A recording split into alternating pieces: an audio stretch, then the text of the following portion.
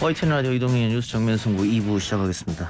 토론을 거부하던 윤석열 국민의힘 후보가 이재명 후보가 대장동 특검을 받으면 토론을 응하겠다 이렇게 얘기하다가 다시 중범죄 후보자랑은 토론이 어렵다 이런 입장을 밝혔습니다.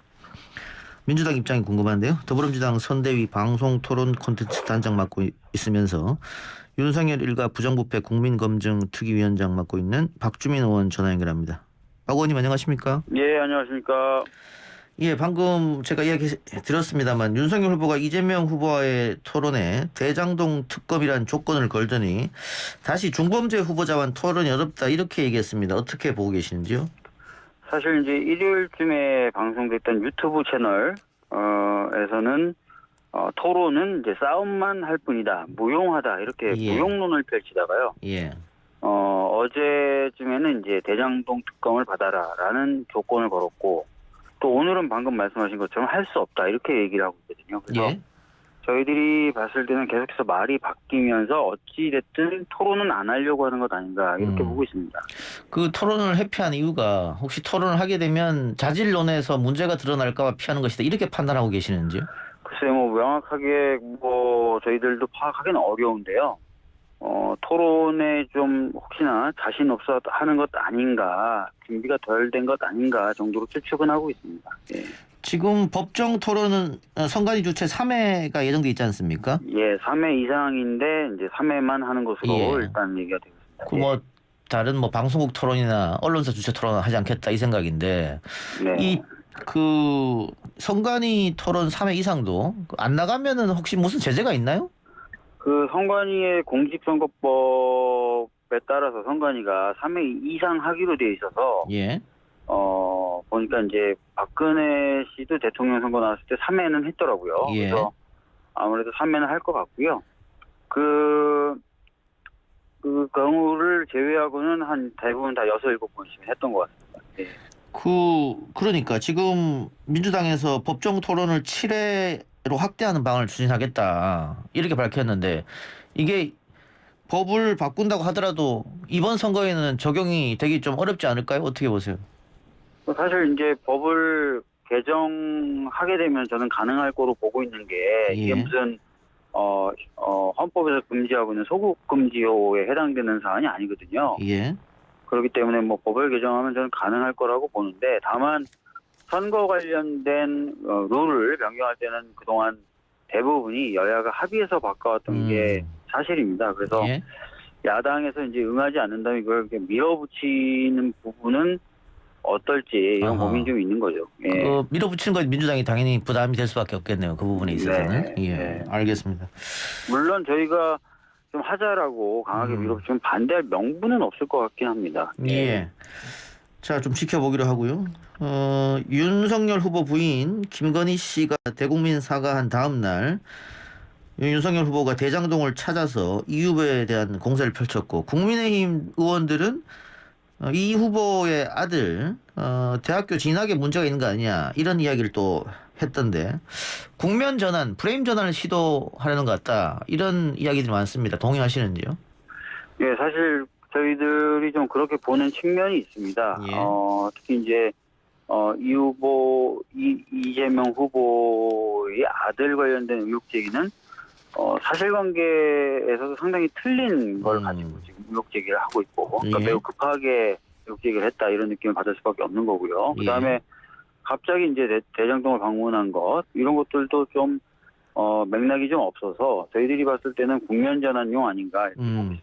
예. 그 방금 말씀하신 것처럼 이 후보 장남의 고려대 입시 의혹은 지금까지 별반 국민의힘 쪽에서 근거를 내놓지는 않았습니다. 의혹 제기에 관해서.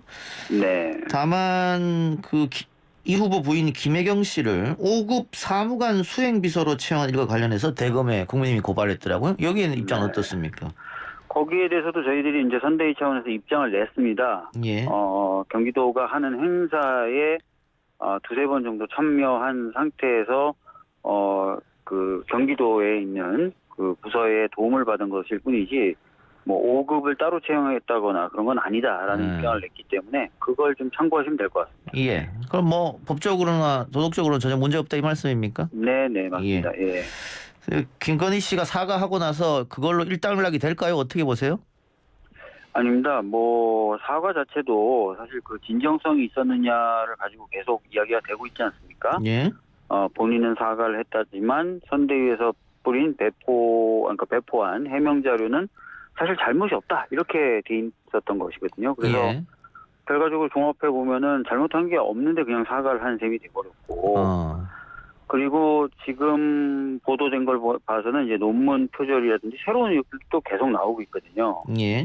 그래서 김건희 씨 허위 이력이나 경력 관련된 이야기들은 좀 계속 되지 않을까 이렇게 보고 있습니다. 예. 윤 후보의 가족 리스크 중에 장모 재판도 지금 진행 중인데 그 두 가지 재판에서 이제 실형을 다 선고받았고. 맞습니다. 예. 양평 공공지구 부동산 거래 관련해서도 의혹이 제기돼서 지금 경찰이 수사 중입니다. 국민의힘에서는 뭐 가족 리스크는 선거에 큰 영향을 미치지 않는다 이렇게 분석하던데 민주당은 어떻게 생각하시는지요? 그렇지 않을 겁니다. 지금 그 김건희 씨가 갑작스럽게 사과를 한 것도 제가 봤을 때는 그 지지율이라든지 이런 부분에 영향을 미쳐서가 아닐까라고 좀 생각을 하거든요. 그래서 영향이 없다. 뭐 이렇게 보기는 어려울 것 같습니다. 예. 윤석열 후보가 선출되고 나서 한 2주 이상 길면은 한 달 이상 각종 여론조사에서 윤석열 후보가 이재명 후보를 앞서는 그런 결과가 많이 나왔습니다.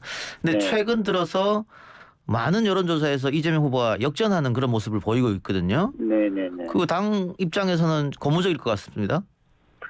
우선은 지금 현재 이제 지지율 현황이 그렇게 나오는 것은 윤석열 후보 쪽이 좀 크게 또는 지속적으로 하락하는 데 따른 영향이 좀 크다고 보고 있고요. 예. 저희들은 자체적으로 좀 더 지지율을 올리기 위한 노력을 해야 된다 이렇게 지금 생각하고 있습니다. 예. 예, 그러니까 윤석열은 하락하는데 그 이재명은 왜 상승하지 못하느냐, 박스권에 갇혀 있느냐 이런 지적도 있을 수 있을 것 같아요. 아무래도 이제 본격적인 어떤 정책 대결이나 인물 대결로 아직 구도가 가지 않은 것 같고요. 예. 저희들이 그래서 1월 달부터는 준비했던 여러 공약과 정책들을 내놓을 생각입니다. 그리고 최근에는 뭐 아주 빠른 속도는 아니지만 그래도 꾸준하게 지지율이 오르고 있고요. 그런 점들은 좀 긍정적으로 보고 있습니다. 예. 그 여전히 이재명 후보에 대한 비호감이 높은데 뭐 윤석열 후보도 비호감 높은 거는 뭐 여전합니다만은 그 비호감이 높은 것을 낮추는 노력은 끊임없이 해야 될 것 같긴 한데요.